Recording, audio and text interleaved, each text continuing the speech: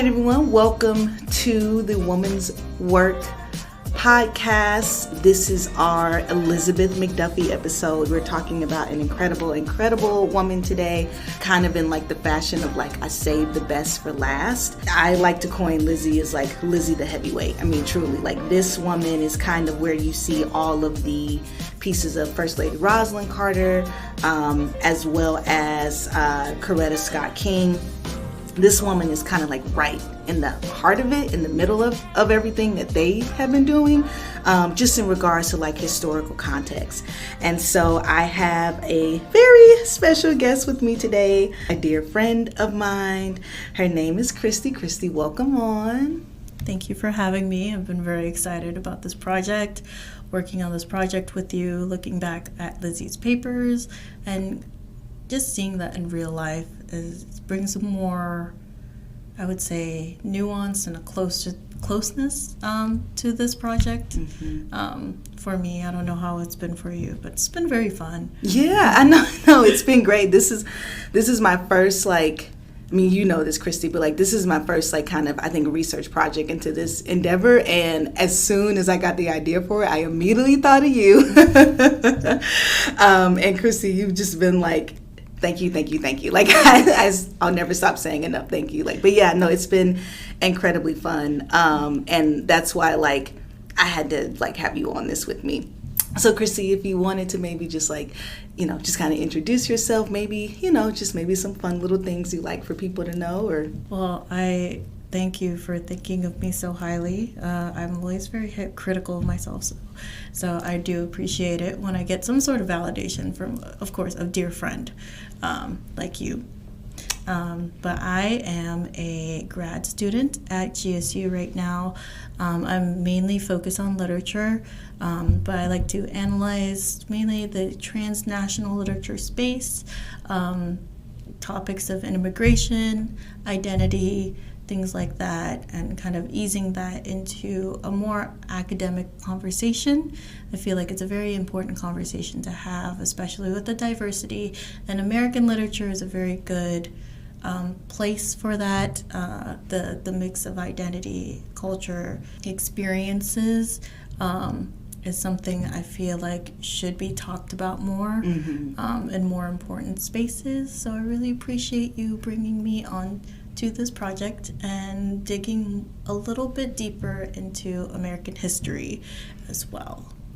Yes. Yeah. No, absolutely. Well, and I think kind of like when I brought this idea to you before, we're two women of color. Mm-hmm. And so as we're both women of color, I thought it incredibly important that we like insert our voice into giving these women kind of like, their, I don't want to say they're just due, but just kind of their recognition, and like you said, kind of peeling back the surface just a bit more, and really highlighting their, individual accomplishments. And yes, like, First Lady Rosalind Carter, she's a white woman, but still a lot of what her and President Jimmy Carter did affected, Black, Latino, just like BIPOC families and BIPOC groups. And so, we stand them all. But yeah, especially in regards to Coretta and definitely Elizabeth McDuffie. I just thought that really important. And so, Christy, we'll just go ahead and dive into Lizzie. So I know a big thing that was important for the both of us was just to kind of like go ahead and provide a little bit of context. I mentioned this before, but so like Lizzie was born in the South. She was born in Covington, Georgia, to two enslaved parents.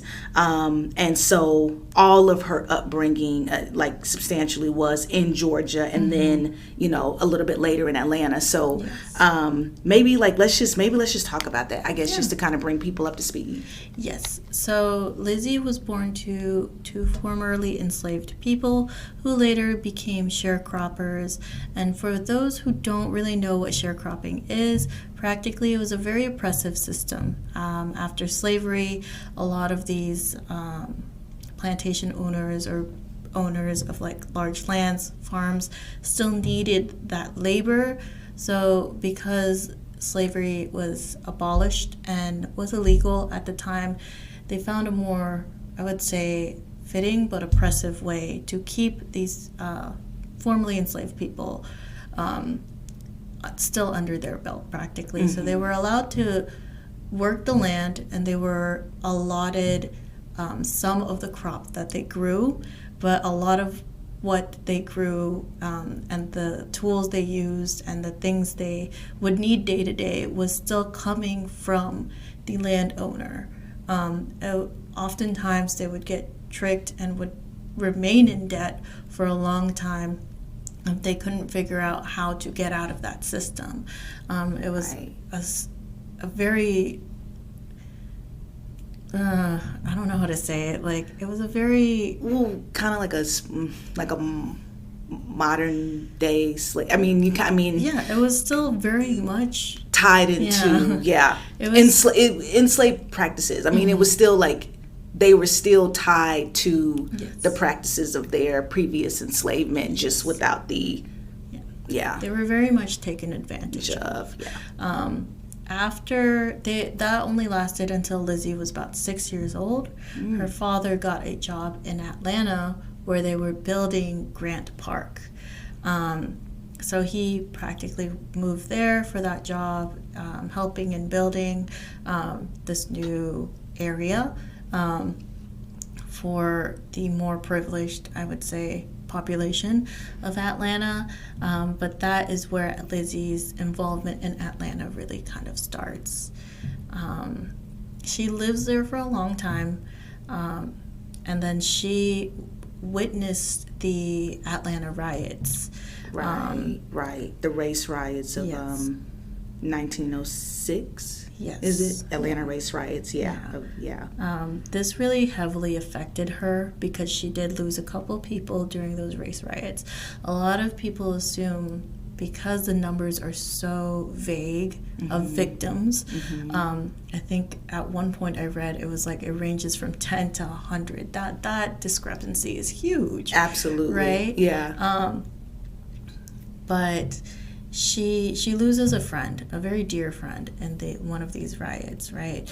After, I think, background on these Atlanta riots, it starts mainly because of accusations of rape, of the rape of 4 white women. And so, if we know a little bit about American history, that was often used to justify the violence against black populations, of families, of people. It doesn't matter if it's true or not. Most of the time when it goes through courts, evidence gets smudged, evidence gets created, lying. Of course, we know what happened during the trial of Emmett Till, or the justification of the killing of Emmett Till. It's a thing. It's a thing that happens, unfortunately, a lot in American history. Absolutely. So it happens again here, which causes a group of white Atlanteans to come into the spaces, like black spaces, and kill a number of victims. To this day, we really don't know how many particularly.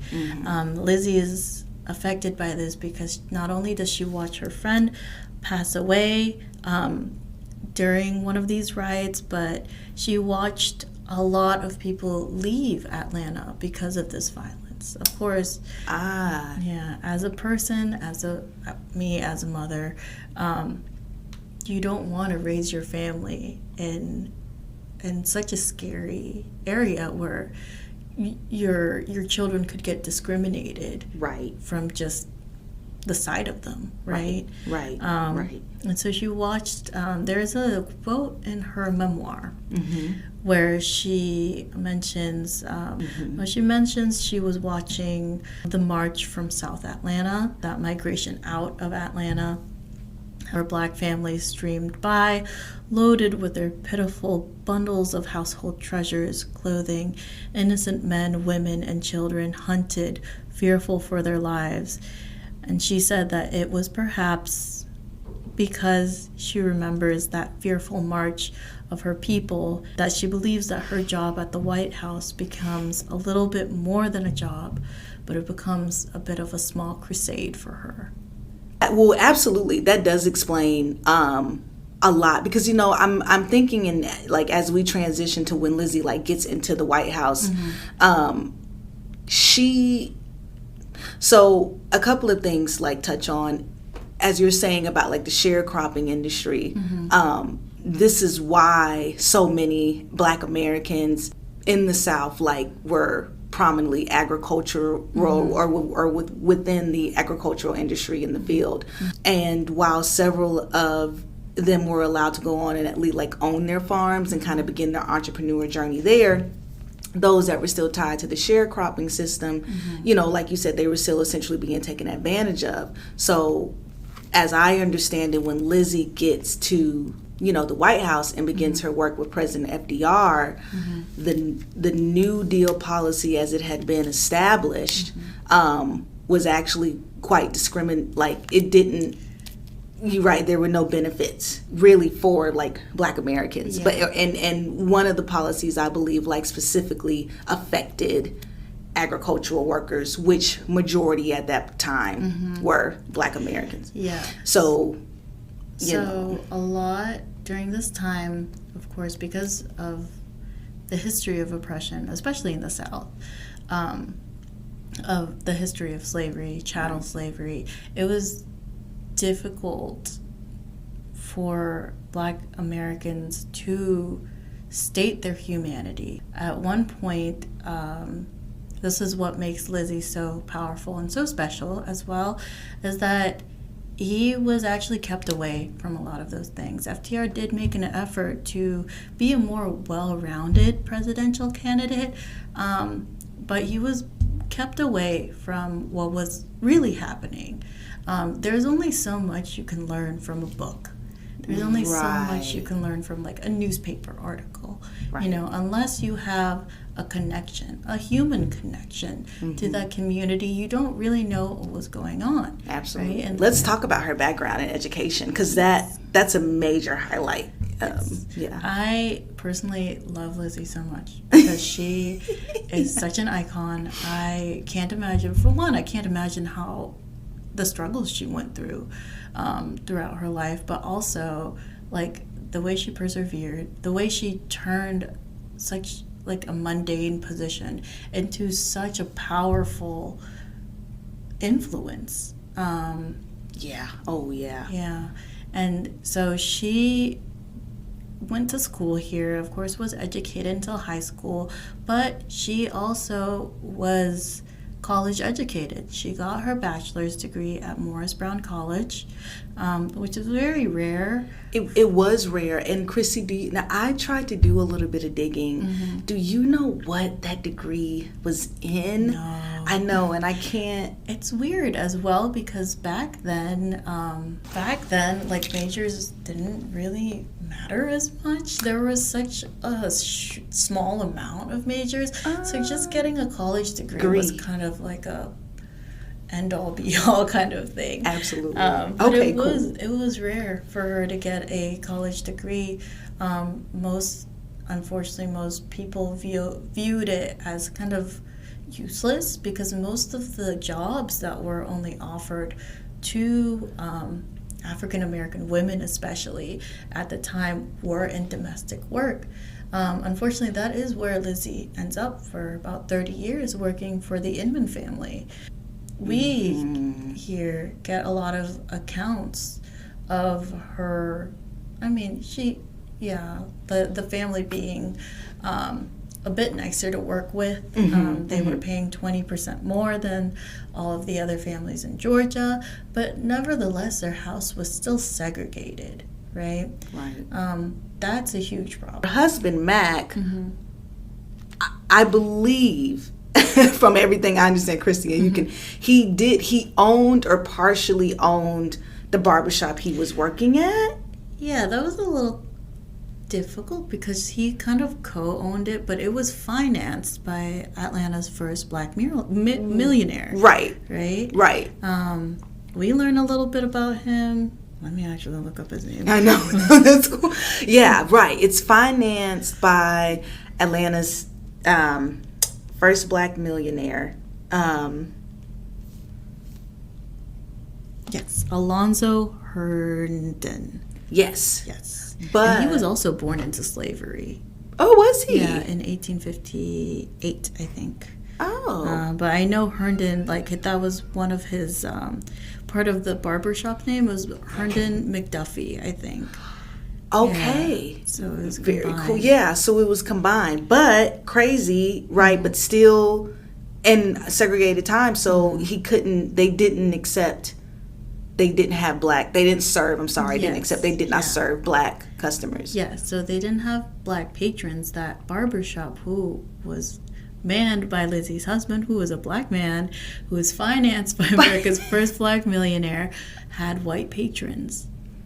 And one of their patrons ended up being FDR. I think somebody told Mac that FDR was in town and was looking for and that's how Mac, who was Lizzie's husband, and FDR connected. And so they go off to Washington first, right? Lizzie kind of stays behind. You're right. I think candidate. Yes. And he didn't like that. Because historically I think it was flipped. So the Democrats were the ones who were kind of making these laws that were oppressing black. Met FDR in real life, and he figured he was like a decent man, right? And so he accepted the job as his valet. He works for FDR at his home in Warm Springs, Georgia. And it wasn't until he started campaigning, like his presidential campaigns, that's when Mac went with him all over the world, right? Got it. Okay. So I think he went with him throughout his campaigns through America, and then when he became president, his diplomatic positions or like meetings, Mac went with him too, which was the first time he went to Paris. And I read a little excerpt of a letter he wrote to Lizzie, which was very interesting, actually. Yeah. Oh, that is so cool. Documenting his right. And he was surprised on how friendly the people in Paris were. One of the things that I do love about Lizzie as a whole is like she always envisioned so much more for herself. I think Lizzie was always like a huge dreamer, and she, like, I know, kind of like took theater classes, like, or she was involved with kind of like drama. She took speech classes, so she was always kind of trying to position herself, knowing that she was destined for more. So I can only imagine receiving those letters from Mac, just kind of, where her head was, and I'm sure it was, like hoping like maybe one day I can like join you. But I say all that to say, finally, their paths cross because she has an interview with First Lady Eleanor Roosevelt, and gets hired on to come and be a part of the Maid staff. And I think also what's significant, go ahead. So she actually moves to Washington after Mac and FDR returned to America. To be with her husband, of course, like they're gonna live in the White House, right? Better, okay, right. So she goes, okay, great, yeah, and then she becomes a part, which I believe at that point, President FDR was making kind of a historic move. I know he has an all-black household staff, but then I know that he also goes on to have like a black cabinet, what's deemed as like. So he goes on to have like this black cabinet, which was, I mean, if we're in legal speak, it's an unofficial group of black American advisors. But regardless, these were some prominent African American advisors that would sit and inform and kind of talk with President FDR about a lot of things that was going on. Because correct me, as I understand it, this is when you kind of have the fallout of the New Deal. So like several things, like, right. So like you said, the Democratic and the Republican Party being flipped. Kind of flipped at the yes, especially with black Americans. Yes. Right. And I think majority of the black population at that time were Republicans. Roosevelt was coming in under a Democratic ticket. And so while he's president, he's trying to gain the trust of the Black American population, but a lot of people are feeling like he's 1 foot in, he's 1 foot out. Which I mean, he was. I mean, I think we can say he was. Might turn on you after you put him in office, but Lizzie. If we're talking about like unofficial advisors, yes, Lizzie actually ends up getting very close and very friendly to FDR and Eleanor. She has that way with her employers technically, but she becomes more of a friend to FDR than his maid, right? Yes. She of course helps take care of his day-to-day, but helps cheer him up as well during his tumultuous years as president. He gets elected over and over and over again, but of course during his presidency, or all his 3 terms, he went through what? The Great Depression, the 2 World Wars, a lot happens, right? Right.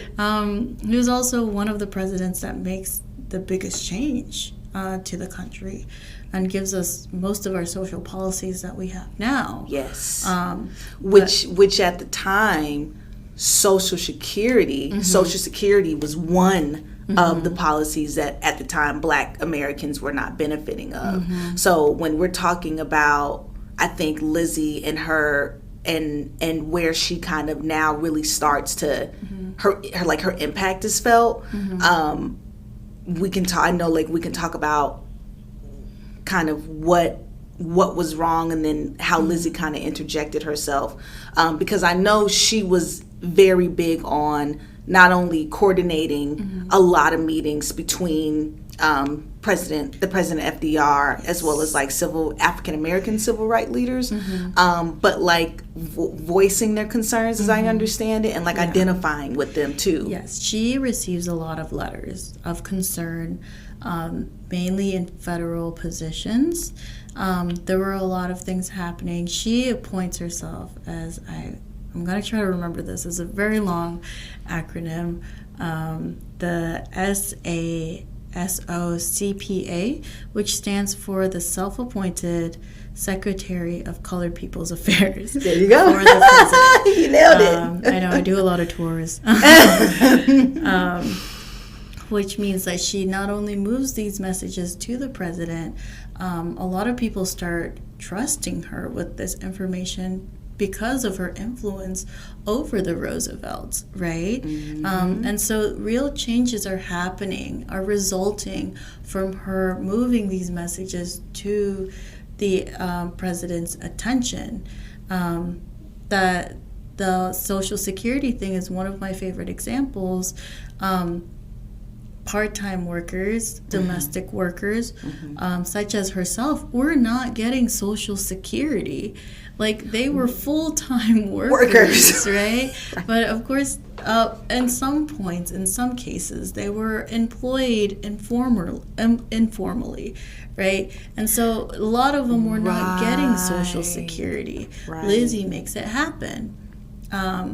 I think minimum wage was another one that she was involved in. Yes. It started with concerns of washerwomen in the American Army, if I'm not wrong. That's what I read, where they were making way below minimum wage. I think they were making $600 a year. Yes. Yes. And so Lizzie makes it adamantly makes it clear that that is not enough, and she raises it, I think, to $1,700 a year, which at the time was, I think, $600 a year. Especially since we're talking about women's work, it puts us on a map a little bit and shows us how much we can really do, even during times of rampant oppression. Tying us back to when we're talking about her in the beginning, seeing this great migration of all these Black families, watching her community be torn apart, and then continuing to operate in an oppressive time. How amazing it is that when she gets to the White House, there's no way that she doesn't see it as a small crusade of going, everything that I've kind of dealt with in life, seen in life, you know, and kind of how she positions herself of saying, this is how I can really maybe right or put something on the equal playing field of righting the wrongs against me and my people. And so I know too, in addition to everything that she's doing with kind of the structuring of the New Deal policy, like, can we talk about just kind of like her being on the campaign trail, right? Yes. Because that's an entirely seeing right. Using backdoor channels because I mean, again, we know we're talking about segregation, but so yes, even the White House at that time was segregated, right? Am I understanding that right? Like, yes, for black and for black and white staff, absolutely. Campaigning for, which is, I mean, Christie, right? Like, that's one of the problems that FDR was trying to address, I guess, in his campaigns during 1936 and then again in 1940 was the fact that he did not have enough black voters. This again, where we were talking about the distrust in the Democratic Party. So Lizzie went with him on these campaign trails. Very significant, right? She's only been in Washington, D.C. for a couple of years, and they've already trusted her enough with this very important position. So she goes with the president on his campaign trails, gives speeches. That's where her speech classes come in handy, right? She's giving speeches to black audiences in the Midwest to advocate for FDR, kind of vet for his efforts, Black American life, the opinions before Lizzie talks to the black audiences and like after. Like, it's very significant, right? Yes. Like, she's very convincing. She was very, I would assume, very charismatic as well. Yes. But yeah, she was... Well, and as I know, there's an article that I think has been recently released about her, but like part in line with that, part of the really insurmountable task that Lizzie had ahead of her was just continuing to get these black voters to see worth, you know what I mean, in voting for so you got to imagine she's got to get them to change parties and, you know what I mean, and do it with their vote. I would also like to add that this preliminary report was done by the one of the only black cabinet members of FDR's cabinet, Edgar G. Brown. He was pretty close to Lizzie as well, very close to Mac as well. Both of them actually acted as advocates and confidants for a lot of these movements that were going on. Yeah, and I found it, so something I want to quote, and this is definitely in regards like to her speeches, primarily drumming up like her influences of being a domestic woman, right? Because like, so part of a woman's work and part of the thing that always I think is deemed upon us is like our immediate sense of trust, or a woman's immediately being deemed as trustworthy. So just kind of automatically having that rapport, and she's using that, right? But so it goes kind of, and this is in regards to just the context of black voters at that time, whether it was through participation in a New Deal program and acceptance of Roosevelt's message or weariness with the Republican Party, black voters caused a major political realignment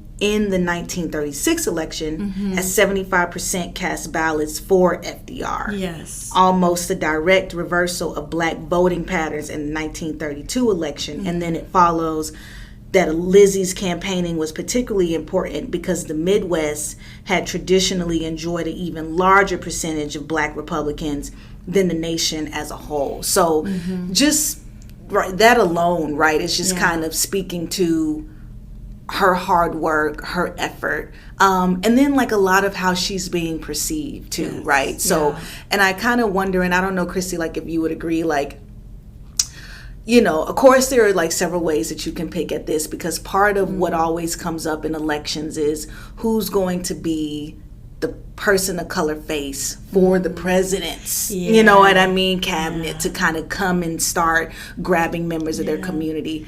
That has been, I would say, a thing, unfortunately, throughout history. Yeah.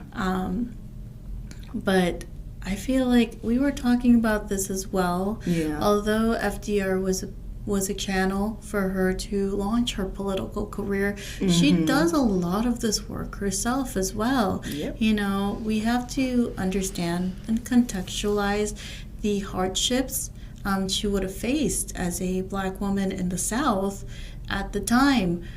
It would have been almost impossible without the presidential influence for her to be doing what she was doing, right? Right. Right. And, you know, the world is better for it. Yeah. And at that time, I think, so that's where I was like, I imagine if she ever put herself in that headspace. I mean, she had a really high regard for the Roosevelts. Yes. President FDR, Yes. especially. She considers them very great friends. Yes. Friends, particularly. Friends, not employers. Right. Yeah, and Friends. that's a very powerful thing. It is. Yeah.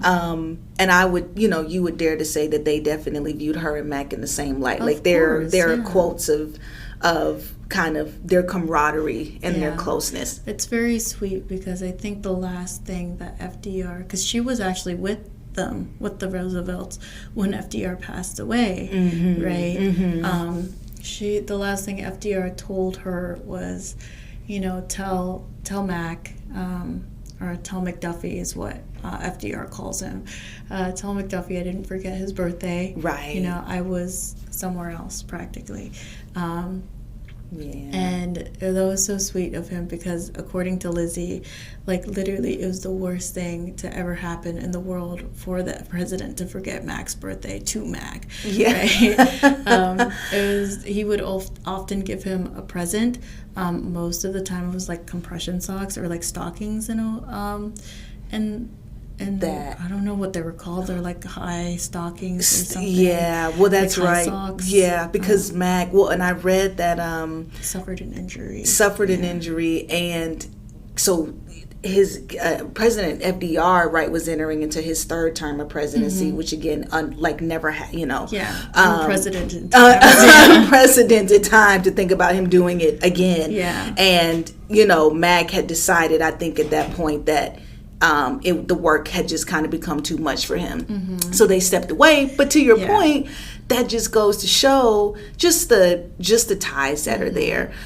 They were still great friends afterwards. Yeah, yeah. I think Mac went on to work for the Postal Service, so it's still a government institution. Yeah, I don't know if particularly it was the Postal Service, but I think it was still a federal institution. It's still a federal. So they were still in D.C. Right? Yeah. They stayed in D.C. until FDR passed away. Right. They were in his Warm Springs home when he did, and Lizzie rode the funeral train back to D.C. with Eleanor and FDR's body. Yeah. Right. She doesn't leave the White House right away. Okay. I know for sure she doesn't leave the White House right away. She doesn't leave D.C. until Mac passes away a year after FDR passed away, and that kind of ends her political term, or like her political career right. as well. Right. She wrote a lot of poetry when she was in her later age. That's right. So she comes back to So like as we're kind of winding, she comes back to Atlanta. Something like that, yeah. But so basically although she's later on, she uses everything that she did in Washington. She continues the work, and continues the civil work in Atlanta. Important work, Yeah, absolutely. Yeah. Right. And so for our final note, and I've been asking all the guests this, what do you have kind of like a favorite moment of Lizzie's, or maybe like an image or a remembrance or a quote? I mean, you've given us a quote, but just to kind of take her back to that like personal thing, like, do you kind of have a favorite anything of Lizzie's that just really, I have seen a lot of photographs of her, but that photograph of her sitting in the White House garden, I think there's a couple of photographs of her. It's like some of them look very candid, and some of them look very posed, and I'm like, it just reminds you like she was just a woman. She could be any one of us, with just a little bit more determination, right? Right. Right. She was in her like White House maid uniform. And she was in her later years. A lot of people assume like a lot of her work that she did while she was doing it, she was like still a young woman, like springy woman, but like she was in her older years, which is very surprising. Another photograph that I love of her is the one where she first arrives at the White House, is her next to the car. I've never seen. Yes, that was her when she first moved to the White House, and I assumed like she looked like she was like 25, but she apparently was in her 50s. Stop. When that picture was taken. It's because black don't crack. I was like so surprised, and that's why in my mind when she was doing all this political work, I was like, she's a young woman. Right. She was in her 50s. It also goes to say that it's never too late to make any change. Yes, right? I was just about to say that. Yes, no, I know. Yeah, I know, not to like piggyback, but absolutely that one of her sitting in the White House car. And there's one more. Teen Vogue did an amazing article on Lizzie, and they have a photo. Yeah, I'll send it to you. It's incredible, and I believe it's her sitting in what like looks like her office. And she's smiling and happy, and you can just tell she's like, this is the moment for me. And I think that's so incredibly important, especially like as a woman, right? Because we didn't even touch on, and that's fine because it'll be a separate podcast, because Christie, I'm definitely having you back on. This has been so much fun, but like just like women's rights and really lack thereof that, she kind of also had to. But I think what we've done and what I've enjoyed doing this podcast with you is showing how she went beyond that. And that indeed is woman's work sometimes, is taking everything that we bear the brunt of and transforming it and going in spite of. So thank you so much, Christie, for being here with me today. Thank you for trusting like my knowledge and my background. Of course. To have me help you, Yeah. I would love to be back, All right, everybody. Well, we hope you all enjoyed this podcast, listening with us to the fabulous Lizzie McDuffie, and we'll catch you next time.